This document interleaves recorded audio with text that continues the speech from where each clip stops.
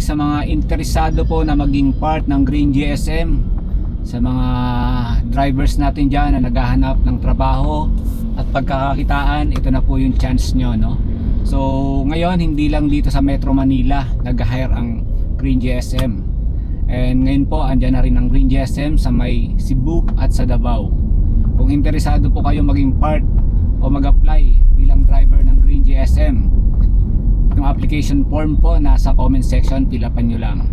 Nasa form na rin nakalagay yung mga initial requirements, at syempre kailangan po natin mag-fill up ng form para mabigyan po kayo ng schedule para sa gagawing test drive at interview. So yun lang mga bossing, mga Cebuano, mga Davaoenyo, and of course Metro Manila, hiring po ang Green GSM.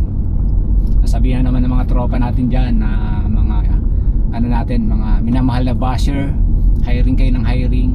Mga bossing update lang, no? So dito sa Metro Manila meron na po tayong Depot 1, which is Caloocan, dyan sa may Baysa. Then Depot 2 sa may Las Piñas, and Depot 3 dyan sa may Santa Ana, Manila. And of course yung Depot 4 natin soon dyan sa Taguig. So wala pa tayong exact location, pero hire na po tayo, hiring na rin po tayo, no? Naandyan na rin po sa form, sa comment section, yung option ng Taguig.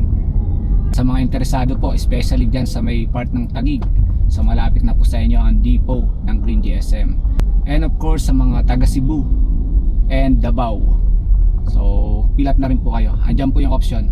Kailangan po natin mag-fill up para po may schedule tayo, no? At matawagan para sa interview at test drive. So yun lang mga bossing, thank you and see you, at maging parte ng Green GSM at makasama kayo sa mga susunod pang event.